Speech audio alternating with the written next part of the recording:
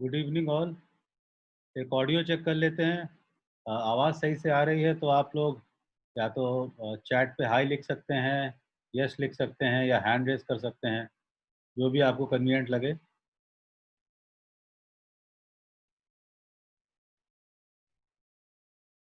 और mostly session one way रहेगा। सो आपको अगर कोई भी कम्युनिकेशन करना है तो आप चैट पे जाके कर लें, वो ज़्यादा सही रहेगा। और इस तरह से हम लोग आज आज गाइड करेंगे इसको।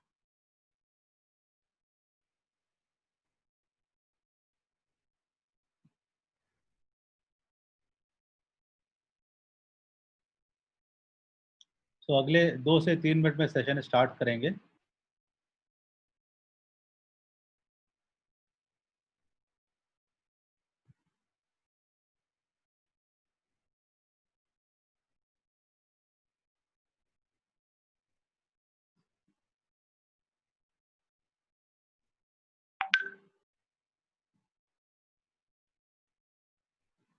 तो आज का सेशन बहुत लंबा नहीं रहेगा, हार्डली 30-35 मिनट्स का होगा। और हम टाइम वैल्यू ऑफ मनी के बेसिक्स पे आज बात करेंगे।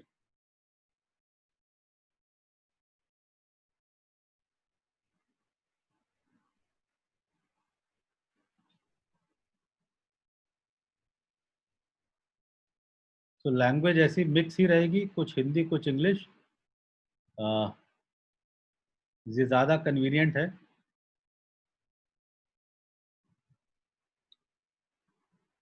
चलिए आइए शुरू करते हैं।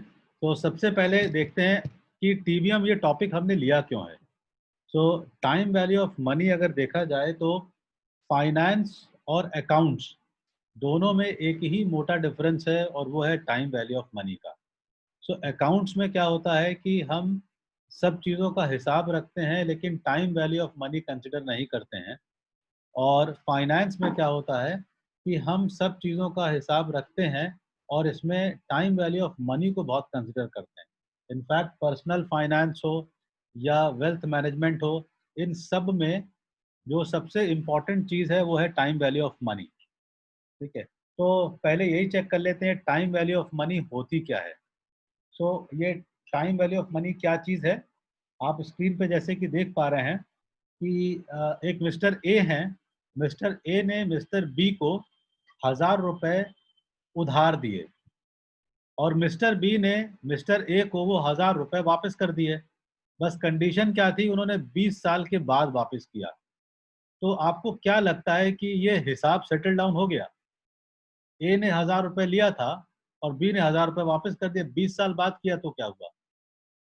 तो हाँ दोस्तों, आप सही सोच रहे हैं कि 20 साल बाद अगर 1,000 रुपये वापस किया है तो ये फेयर नहीं है। फेयर क्यों नहीं है? क्योंकि आज का 1,000 रुपये और 20 साल बाद के 1,000 रुपये में कुछ अंतर है। तो ये अंतर आता कहाँ से है? तो कई लोग ये कहते हैं कि ये अंतर इसलिए आता है कि मान लीजिए मैंने ये 1,000 रुपये ना दिए होते और मैंने बैंक में जमा कर दिया होता या कहीं एफडी करा दी होती, तो इस 1,000 रुपये पे मुझे 20 साल तक ब्याज मिलता रहता। मैंने वो ब्याज खो दिया। अच्छा मान लेते हैं, बस मान लेते हैं, ऐसा होगा नहीं, मान लेते हैं कि ब्याज कोई बैंक या कोई कंपनी ब्याज देती ही नहीं है। तो अब आपका क्या नुकसान हुआ? आप कहीं पे भी जमा करते ब्याज मिलता ही नहीं। तो 20 साल में अगर ब्याज मिलता ही नहीं तो ब्याज का नुकसान नहीं हुआ। तो क्या नुकसान हुआ है?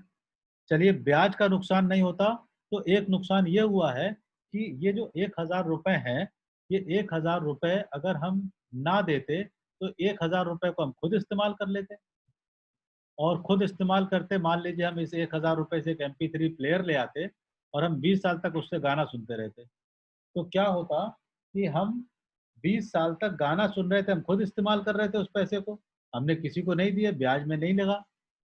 ठीक है, लेकिन कम से कम खुद से इस्तेमाल कर लिया, जिसको हम यूटिलिटी कहते हैं, तो हमने खुद यूटिलाइज कर लिया उस पैसे को। चलिए मान लेते हैं कि मेरे पास खुद उस पैसे का कोई इस्तेमाल नहीं था। अगर मैं 1,000 रुपये ना भी देता तो 1,000 रुपये मेरे पास रखे ही थे, मुझे कुछ इस्तेमाल नहीं था। तो कई बार लोग ये कहते हैं कि 1,000 रुपये अगर आप नहीं देते तो 20 साल बाद जब भी आप उसको खर्चा करने निकलते आपके पैसे की वैल्यू कम हो चुकी होती। तो आज अगर 1,000 रुपये में कुछ खरीदने निकलेंगे तो अच्छा पैसा, कुछ अच्छा सामान आ जाएगा। 20 साल बाद 1,000 रुपये में कुछ भी नहीं आएगा। तो मान लेते हैं 2 मिनट के लिए कि 20 साल तक इन्फ्लेशन भी नहीं चेंज हुआ। तो अगर आप आज 1,000 रुपये में जाके 15 लीटर पेट्रोल भरा सकते हैं, तो आज से 20 साल बाद भी आप 15 लीटर पेट्रोल भरा सकते हैं। तो ऐसे में देखा जाए तो मेरा नुकसान क्या हो रहा है? अगर मैंने किसी को 1000 रुपये दे दिया है, मुझे खुद उसका इस्तेमाल नहीं था, तो यूटिलिटी लॉस नहीं हुआ। मुझे उस पैसे पे वैसे भी कहीं ब्याज नहीं मिल रहा था, हमने एक अजम्पशन ले रखा, तो मेरा ब्याज का भी नुकसान नहीं हुआ। और उस पैसे से महँगाई में भी कोई फ़र्क नहीं पड़ा, तो मेरा इन्फ्लेशन का भी नुकसान नहीं हुआ। लेकिन तब भी एक और लॉस ये था कि वो 1000 रुपये लौटे ही नहीं, तो मुझे हमेशा 20 साल तक एक डर ये बना रहा कि चलो मैंने 1000 रुपये दिए और 20 साल के बाद 1000 रुपये नहीं लौटा, तो एक ये डर और था। इसको हम डिफ़ॉल्ट कहते हैं कि डिफ़ॉल्ट रिस्क था। तो देखा जाए तो जब हम किसी को पैसे दे रहे हैं, तो मुझे कई तरह से रिस्क आ जाते हैं। चाहे वो महँगाई का हो, चाहे वो पैसे ना लौटने का हो, चाहे वो कहीं और ब्याज कमाने का हो, कुछ भी हो सकता है, या खुद के इस्तेमाल का हो। इन्हीं सारे रिस्क का मेल-जोल मिला के होता ये है कि हम उसके बदले में कुछ पैसा चार्ज करना चाहते हैं। तो हमने अगर किसी को पैसे दिए हैं, तो हम चाहते हैं कि हमें बदले में कुछ रिटर्न मिले, जिससे कि हम उन सारे रिस्क को एक तरह से भूल सकें। कि अच्छा ठीक है, हमने रिस्क पे था लेकिन फ़ायदा भी तो मिला, तो उस फ़ायदा कमाने के लिए हम उन रिस्क को भूल जाते हैं। सो टाइम वैल्यू ऑफ मनी आती है उसी रिस्क से, कि उस रिस्क को बचाने के लिए जो मैं पैसे चार्ज करता हूँ, वही उसकी टाइम वैल्यू क्रिएट करता है। टाइम वैल्यू ऑफ मनी को अगर अपने सीएफपी कोर्स के हिसाब से देखें, तो देखा जाए तो उसमें ये बहुत बड़ा महत्वपूर्ण रोल प्ले करता है। पूरे एग्जामिनेशन में, पूरे कोर्स में, अगर कोई एक चीज़ जिस पे पूरा कोर्स टिका है वो है TBM. So TBM time value of money का शॉर्ट फॉर्म है, कई बार हम लोग टीबीएम भी यूज़ करेंगे। सो टीबीएम पे ही पूरा पूरा कोर्स और पूरा सब कुछ जानकारी टिकी हुई है। तो आइए समझते हैं ये टीबीएम क्या है। सो टीबीएम को हम एग्ज़ाम में अगर देखें, तो एक टाइम लाइन डायग्राम से आप पूरा टाइम वैल्यू ऑफ मनी का कोई भी क्वेश्चन है उसको सॉल्व कर सकते हैं। कैसे सॉल्व कर सकते हैं? जैसे कि आप स्क्रीन पे देख पा रहे हैं, कुछ चीज़ें मैंने यहाँ ड्रॉ करके रखी हैं, जिसमें एक है पीवी, जिसे हम प्रेज़ेंट वैल्यू कहते हैं, एक है रेट, एक है पीएमटी, एक है मैच्योरिटी, एक है एफवी, एक है एनपर। सो आप देखिए तो इसमें कुछ सारी चीज़ें हैं। एक लाइन ड्रॉ करी है 0 से लेकर 5 तक, इसी को टाइम लाइन कहते हैं। तो ये एक तरह से देखा जाए तो 5 पीरियड्स का ज़िक्र है। हम इन 5 पीरियड्स को 5 साल भी ले सकते हैं, 5 महीना भी ले सकते हैं, कुछ भी हो सकता है। तो यहाँ 5 पीरियड्स की बात हो रही है, और इसमें हाँ, सो 5 पीरियड्स की बात हो रही है यहाँ पे।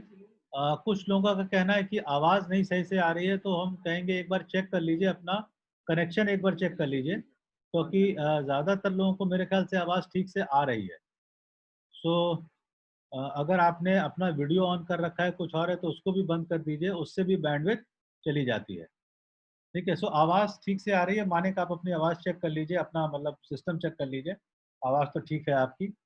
सो यहाँ 0 से 5 तक एक पीरियड का बात हो रहा है, और इसमें 5 पैरामीटर हैं। सो पीवी एक पैरामीटर है, रेट एक पैरामीटर है, नंबर ऑफ पीरियड्स एक पैरामीटर है, पीएमटी एक पैरामीटर और एफपी एक पैरामीटर है। कितना भी जटिल सवाल हो, कितनी भी कॉम्प्लेक्स सिचुएशन हो, वो सब इन्हीं 5 पैरामीटर से रिज़ॉल्व हो जाती है। हम लोग आज शुरू करेंगे कुछ क्वेश्चंस जिनमें हम देख पाएँगे कि इन पैरामीटर्स को कैसे इस्तेमाल करते हैं। सो आप यहाँ पे देख पा रहे हैं, हम इस डायग्राम से आगे बढ़ते हैं और हमको एक चीज़ की और ज़रूरत पड़ेगी, वो है एक्सेल या ओपन ऑफिस। सो जब भी आप ये क्लास कर रहे हो, कोशिश करिए कि आपके पास एक्सेल या ओपन ऑफिस अवेलेबल हो, सामने खुला हुआ हो, तो आप इसको यूज़ कर सकते हैं। एक्सेल और ओपन ऑफिस के बारे में मेरे ख्याल से ज़्यादातर लोग जानते हैं, और जो नहीं जान रहे हैं तो उनके लिए एक्सेल ओपन ऑफिस पे थोड़ी जानकारी लेना ज़्यादा इम्पोर्टेंट हो जाएगा। सो इनमें कुछ फाइनेंशियल फंक्शंस होते हैं जिनका हम बार-बार इस्तेमाल करेंगे, जिस और वही फंक्शंस हमने इस डायग्राम पे भी देखे।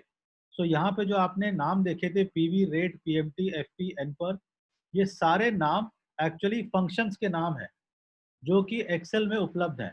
तो आप देख पा रहे हैं कि एक्सेल में पीवी है और उसके कुछ पैरामीटर्स हैं, मतलब पीवी अगर किसी को प्रेजेंट वैल्यू कैलकुलेट करनी है, तो उसको रेट, एनपर, पीएमटी, ये सारे जो पैरामीटर, जो इनपुट पैरामीटर्स हैं, इनका जानना ज़रूरी है। ये इनपुट पैरामीटर्स पता होंगे, तो आप प्रेजेंट वैल्यू निकाल सकते हैं किसी भी चीज़ की।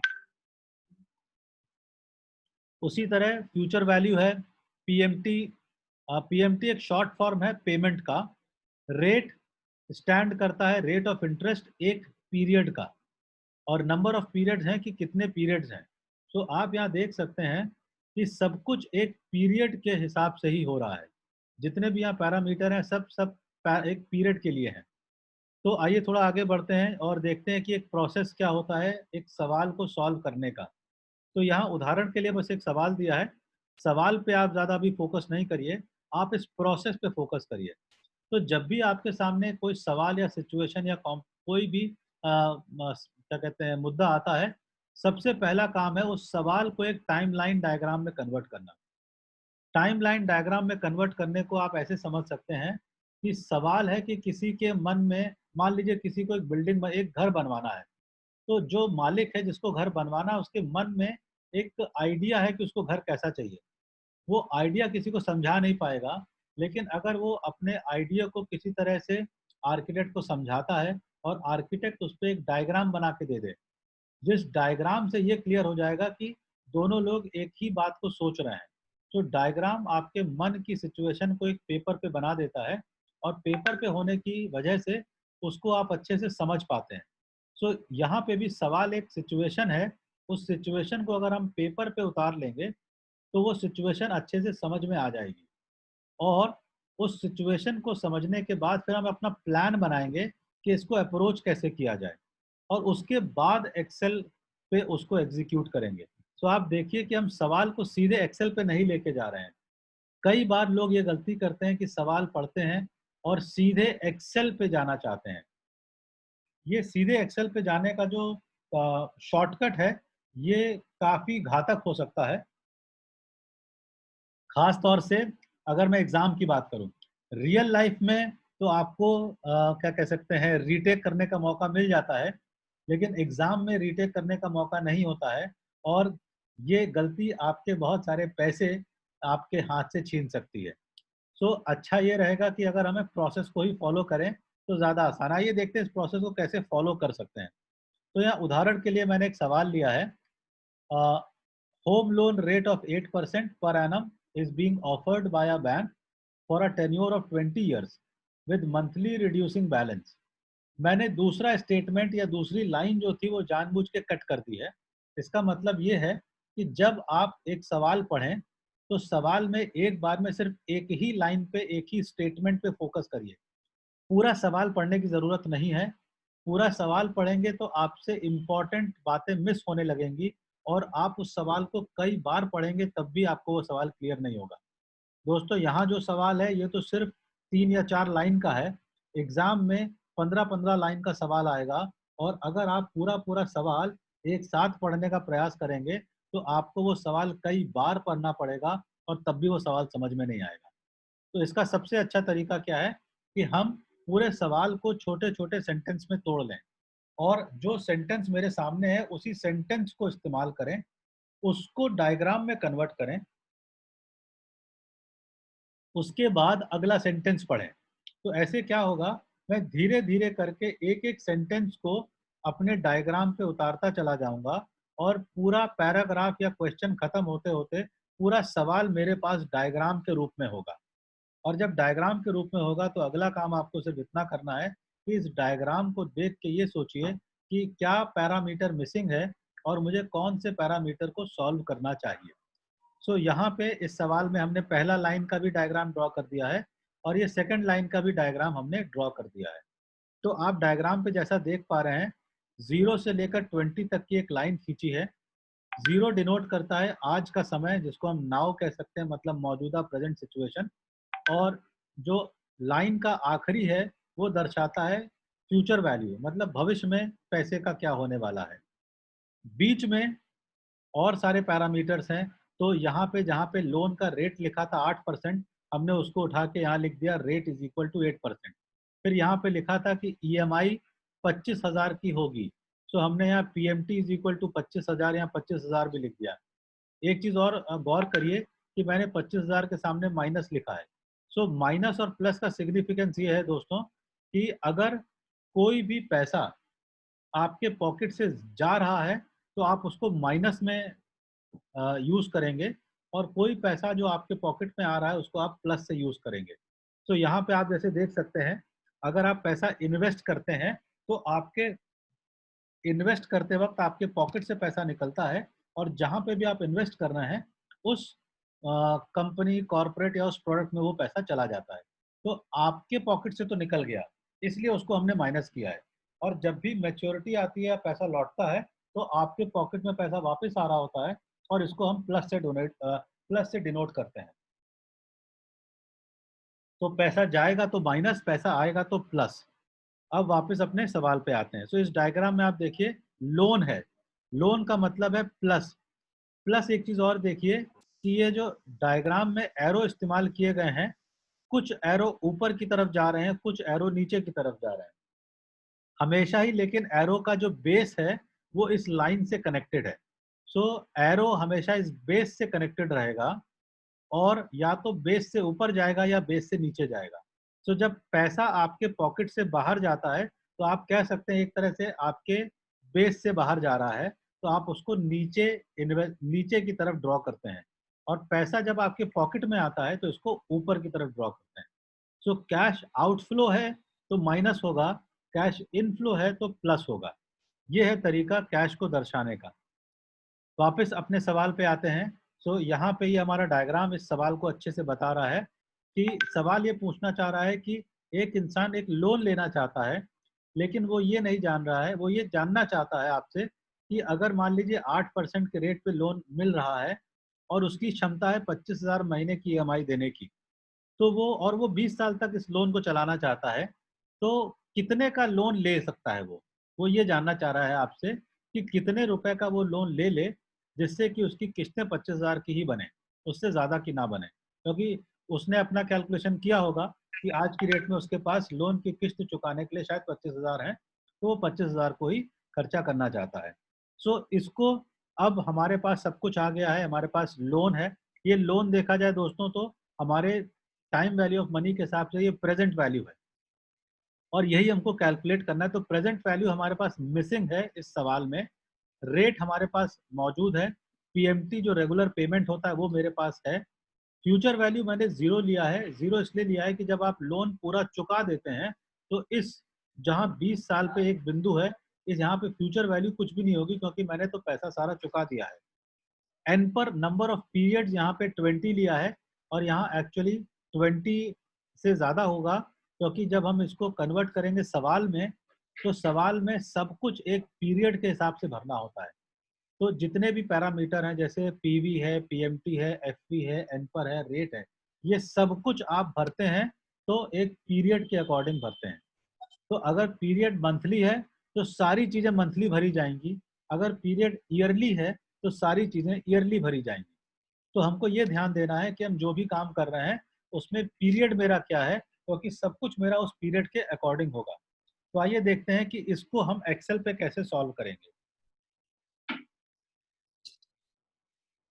तो इस सवाल को एक्सेल पे ले जाने के लिए आप देखिए, तो सबसे पहले मुझे टाइप करना होगा, मुझे कैलकुलेट करना था पीवी। तो यहाँ पे भी हम टाइप करेंगे सबसे पहले पीवी।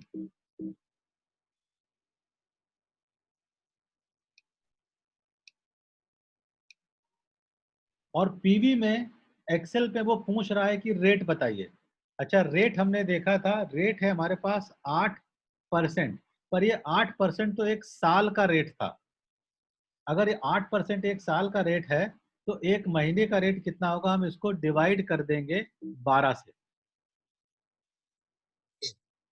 तो जब हम 8% को 12 से डिवाइड करेंगे तो ये मेरा रेट आ जाएगा। अब बात करते हैं कि एन पर होता है नंबर ऑफ पीरियड्स। तो 20 साल में हमारा एक पीरियड एक महीने का है, तो 20 साल में कितने महीने होंगे, वो हमारा इससे आएगा 20 मल्टीप्लाइड बाय 12। तो आप एक्सेल में फंक्शन के अंदर ही ये सारे कैलकुलेशंस कर सकते हैं। बस ध्यान ये रखना है कि कोई भी स्पेस नहीं देंगे, स्पेस देंगे तो आपका टाइपिंग एरर आ जाएगा और सॉल्व नहीं होगा।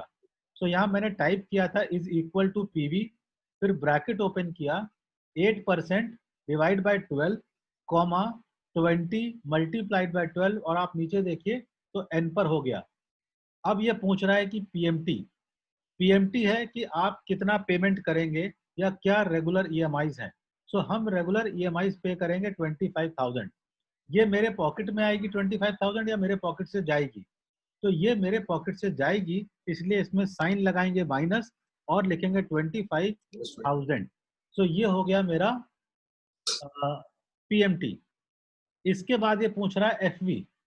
एफवी का मतलब है, ये जानना चाह रहा है कि फ्यूचर वैल्यू क्या होगी। फ्यूचर वैल्यू हमारी होगी 0, क्योंकि हमारा लोन तब तक चुकता हो चुका है, इसलिए यहाँ पे फ्यूचर वैल्यू 0 आ रही है।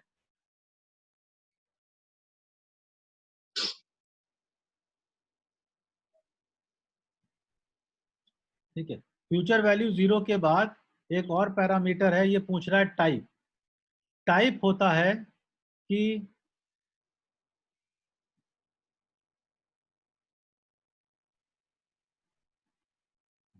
टाइप होता है कि आप जो पेमेंट कर रहे हैं वो पेमेंट बिगिनिंग में हो रहा है या बाद या एंड में होता है, बिगिनिंग या एंड पीरियड का। जैसे यहाँ हमारे सवाल में, मौजूदा सवाल में हमारा पीरियड 1 महीना है और हमारा पीरियड जो किस्तें जाती हैं वो 25,000 रुपये हैं।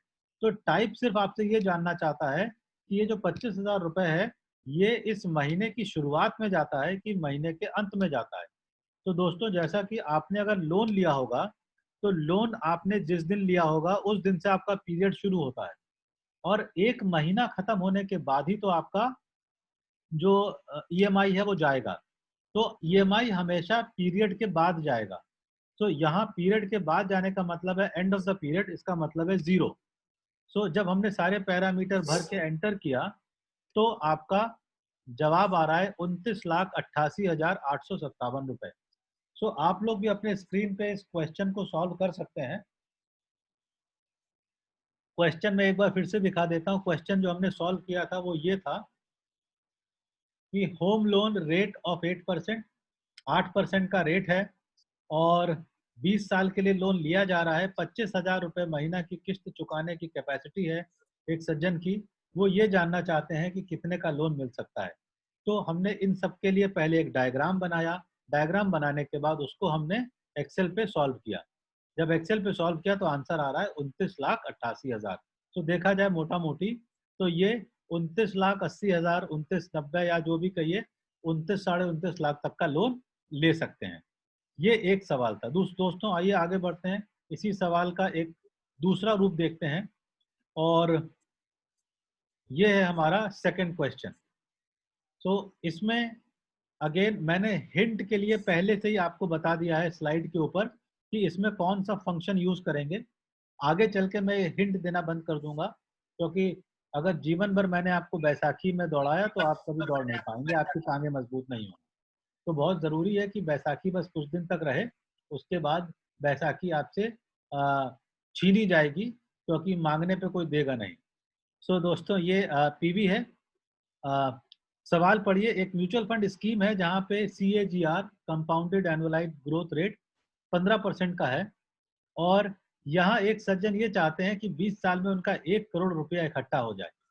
तो उनका बड़ा सरल सा सवाल है कि साहब ये बताइए कि 15% अगर रिटर्न आता है आपके फंड में और मुझे 20 साल के बाद 1 करोड़ रुपए चाहिए, तो मैं आज कितना पैसा जमा कर दूं। सवाल बड़ा सरल सा है, लेकिन इस सवाल को अगर हम डायग्राम में चेक करें तो डायग्राम में सवाल कुछ इस तरह से दिखेगा। धीरज जी, मेरे ख्याल से आपका फोन मेरे ख्याल से आप म्यूट कर लीजिए।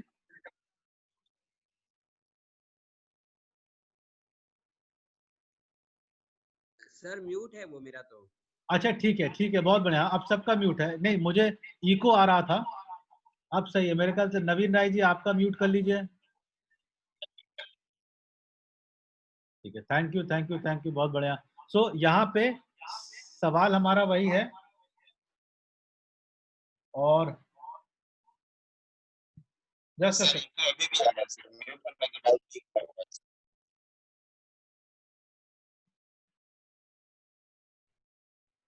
हाँ जी।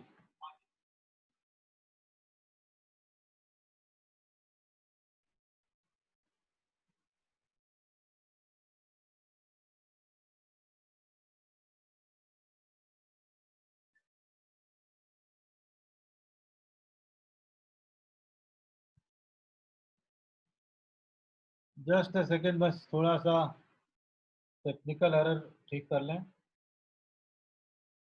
हाँ जी, ठीक हो गया। ठीक है। तो सवाल हमारा अभी भी वही था, ये है सवाल, और तब तक किसी ने कलाकारी कर दी है उस पर। कोई बात नहीं, इसको भी ठीक किया जाएगा। हो गया, ठीक हो गया। सो ये हमारा सवाल है, म्यूचुअल फंड स्कीम है, 15% का रिटर्न देती है। ये उसका डायग्राम है, देखिए। तो डायग्राम में क्या दिखाया गया है कि प्रेजेंट वैल्यू पूछी जा रही है, ये पता नहीं है, लेकिन 20 साल के बाद 1 करोड़ रुपए चाहिए, ये फ्यूचर वैल्यू बन गई। और रेगुलर पेमेंट कोई नहीं है, इसलिए पीएमटी 0 है। रेट 15% का है और एन पर 20 साल का है। तो आप देखिए कि सारे पैरामीटर हमारे दिए हुए हैं, और जो मिसिंग चीज है वो है पीवी। तो हमको ये जानना है कि कितना पैसा आज जमा कर दें। आइए देखते हैं इसको एक्सेल पे कैसे करेंगे। तो एक्सेल पे करने के लिए फिर वही, हमको सबसे पहले चाहिए होगा इज इक्वल टू पीवी, और इसमें सबसे पहले मांग रहा है रेट। तो रेट जैसा उसमें लिखा है 15% है, और इस बार हम पीरियड को लेके चल रहे हैं 1 साल का, क्योंकि 20 साल की बात करी है, यहाँ कोई मंथली एसआईपी की बात नहीं हो रही है, सिर्फ एक लमसम पेमेंट है। तो यहाँ पीरियड 20 साल है, इसलिए हम पीरियड को 1 साल का लेके चल रहे हैं। तो अगर पीरियड 1 साल है तो रेट हमारा 1 साल में कितना है, 15%। Number of periods 20। उसके बाद ये पूछ रहा है पीएमटी। पीएमटी 0 है, क्योंकि हम कोई रेगुलर पेमेंट कर ही नहीं रहे हैं।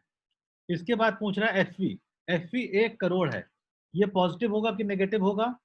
सो ये पॉजिटिव होगा। पॉजिटिव इसलिए होगा कि 1 करोड़ तो आपके पॉकेट में वापस लौट के आ रहा है, इसलिए ये पॉजिटिव है। अच्छा, इसका जब आंसर आएगा तो आंसर पॉजिटिव आएगा कि नेगेटिव आएगा? मतलब जो पीवी निकल के आएगी वो पॉजिटिव आएगी कि नेगेटिव आएगी? तो दोस्तों, पीवी जो निकल के आएगी वो नेगेटिव आएगी, क्योंकि वो पैसा दर्शाता है जो मेरे पॉकेट से आज जाएगा। तो जब मैं इतना पीवी स्पेंड करूंगा तब जाके मुझे 1 करोड़ रुपया भविष्य में मिलेगा। तो यहाँ पहले 1 करोड़ लिख लेते हैं।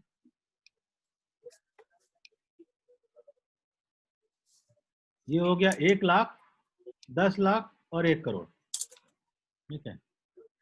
तो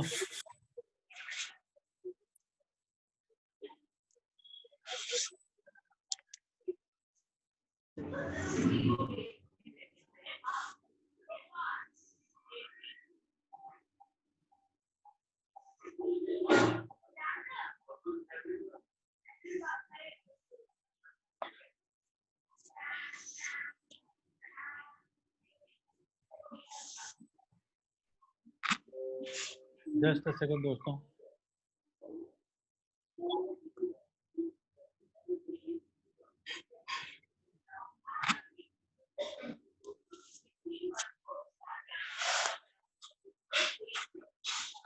हाँ, तो यहाँ 15% आप देख पा रहे हैं।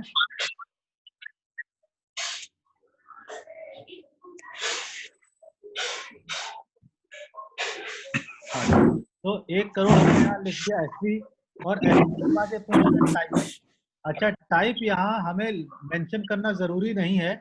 इसलिए जरूरी नहीं है क्योंकि यार रेगुलर पेमेंट तो हो ही नहीं रहा है। टाइप क्या चीज थी? टाइप वो चीज थी कि जब आप रेगुलर पीरियोडिक पेमेंट्स करते हैं तो वो पीरियोडिक पेमेंट्स आपके पीरियड के शुरू में आते हैं कि पीरियड के बाद में आते हैं। लेकिन अगर पेमेंट ही नहीं कर रहे हैं तो शुरू या बाद की कोई बात ही नहीं है, और आप इसको इग्नोर भी कर सकते हैं। सो मैं यहाँ पे पीरियड नहीं भर रहा हूँ, और ये है आपका आंसर। सो आंसर दोस्तों आया 6,11,000 रुपए। अगर कोई इंसान आज जमा कर देगा तो उसको 15% के हिसाब से 20 साल बाद 1 करोड़ रुपया मिलेगा। ये हमारे इस सवाल का जवाब था।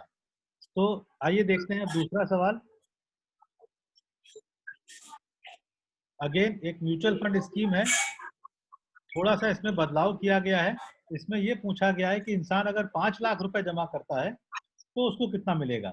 ये सिर्फ आपके प्रैक्टिस कराने के लिए है कि छोटे छोटे सवाल और अलग अलग एंगल से पूछे जा रहे हैं। किसी में पीवी निकालना है, किसी में एफपी निकालना है, किसी में रेट निकालना हो सकता है, और ये आपकी बेसिक प्रैक्टिस के लिए है। तो आप सवाल देखिए, एक म्यूचुअल फंड स्कीम है जो 15% का रिटर्न देती है। 5 लाख रुपए कोई इसमें आज इन्वेस्ट कर रहा है, 20 साल बाद क्या रिटर्न आएगा ये जानना चाहता है। इसका डायग्राम अगेन कुछ ऐसा बनेगा -5 लाख, क्योंकि मेरे पॉकेट से 5 लाख रुपए जा रहे हैं और 20 साल बाद कुछ अमाउंट बनेगा, वो अमाउंट क्या बनेगा मुझे नहीं मालूम है, वही मुझे कैलकुलेट करना है। पेमेंट कोई नहीं है क्योंकि कोई रेगुलर पेमेंट्स नहीं है। रेट 15% का दिया है और अंतर 20 साल है। तो इस सवाल में बस अंतर इतना ही है पिछले सवाल और इस सवाल में। पिछले सवाल में ये पूछा गया था 1 करोड़ का मैच्योरिटी पाने के लिए जमा कितना करें, और इस सवाल में ये पूछा है कि 5 लाख जमा करेंगे तो मिलेगा क्या? तो इसको आइए इसको भी कैलकुलेट करके देखते हैं। तो वापस एक्सेल पे चलेंगे और इस बार फंक्शन जो यूज़ होगा वो है एफवी। पिछले बार हमने पीवी यूज़ किया था, इस बार फंक्शन यूज़ करेंगे फ्यूचर वैल्यू। तो एफपी में ये रेट मांग रहा है, रेट है 15%, एक पीरियड 1 साल का रेट 15% है, नंबर ऑफ पीरियड्स 20 साल है, पेमेंट कोई भी नहीं है और प्रेजेंट वैल्यू में हम लिख रहे हैं 5 लाख। टाइप यहाँ पे भी इग्नोर किया जा सकता है क्योंकि यहाँ पे रेगुलर पेमेंट्स नहीं हो रहे हैं और आंसर है 81 लाख। तो दोस्तों आपने देखा कि अगर कोई 5 लाख रुपए उसी फंड में जमा करता है जहाँ पे 15% के रिटर्न्स आ रहे हैं, तो वहाँ पे 20 साल के बाद 81,83,000 का फ्यूचर वैल्यू जनरेट हो जाएगा। आइए कुछ और प्रैक्टिस करते हैं। एक और सवाल है, इसमें ये दिया गया है कि कोई स्कीम है जो 7% सालाना के रिटर्न देती है लेकिन मंथली कंपाउंडिंग पे। तो यहाँ पे एक छोटा सा ट्विस्ट और ऐड किया गया है।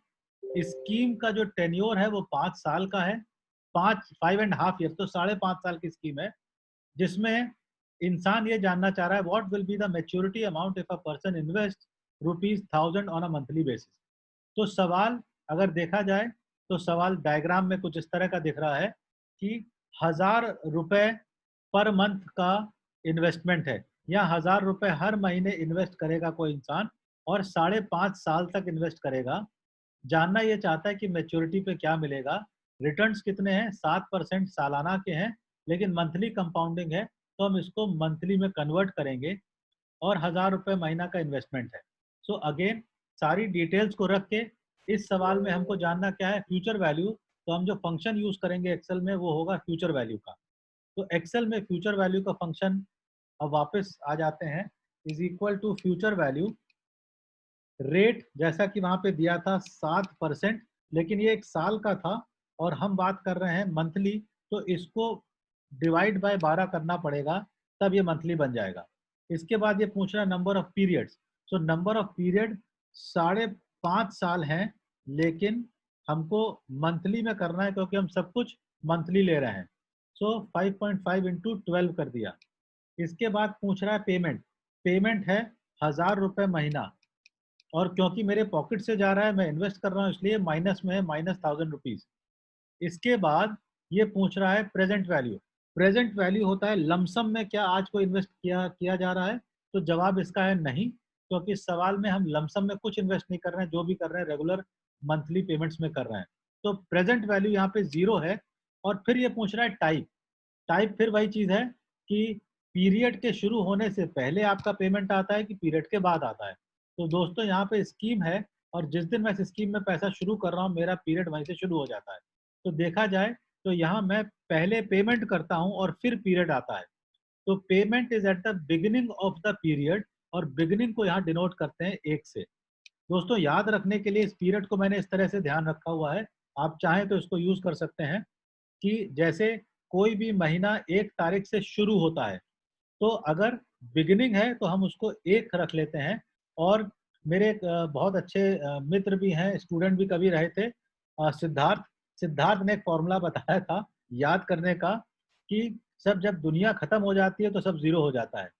तो मतलब अगर पीरियड एंड है, एंड ऑफ द पीरियड है, तो आप उसको 0 कर सकते हैं टाइप में, और अगर बिगिनिंग है तो आप उसको 1 कर सकते हैं। सो यहाँ पे हमारा बिगिनिंग ऑफ द पीरियड था, इसलिए हमने 1 कर दिया और आंसर है 80,691 रुपए। सो आप देखिए हमने क्या सवाल सॉल्व किया यहाँ पे। अगर कोई 1000 रुपए महीना जमा करता है एक ऐसी स्कीम में जहाँ 7% के रिटर्न है और मंथली कंपाउंडिंग है, तो 5.5 साल में आपका पैसा बढ़ के बन जाएगा 80,691 रुपए। आइए कुछ और सवाल इसी टाइप के देखते हैं।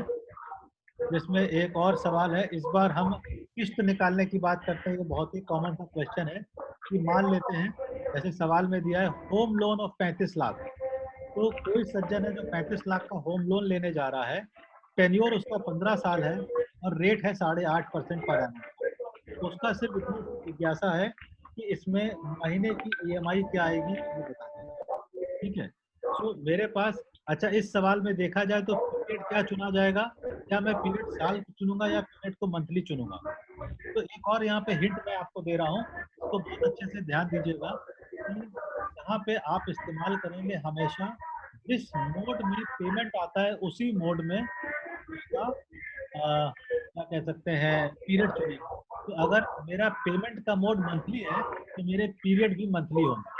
दोस्तों क्योंकि ये फ्री सेशन था और जूम 40 मिनट से ज़्यादा का समय नहीं देता है और मेरे घड़ी के हिसाब से ऑलमोस्ट 40 मिनट होने को जा रहा है, तो इस सेशन को वाइंड अप करेंगे। और आप लोगों का जो भी फीडबैक है आप मुझे पर्सनल व्हाट्सएप नंबर पे बता सकते हैं कि इस सेशन को सुधारने के लिए और क्या क्या किया जा सकता है। और आने वाले वक्त में हम ये सेशन रेगुलर करेंगे, तो आप मान के चल सकते हैं डेली 40 मिनट का हमारी सीएफपी की पढ़ाई इसी माध्यम से चलती रहेगी। ठीक है। अच्छा लगा दोस्तों आप सबसे बात करके। आपका फीडबैक बहुत ज़्यादा ज़रूरी है और मेरी हाथ जोड़ के विनती है कि आपका जो भी फीडबैक है इस सिस्टम को बेहतर करने के लिए ज़रूर आप मुझे इस व्हाट्सएप नंबर पे भेज के बता दें। थैंक यू सो मच दोस्तों।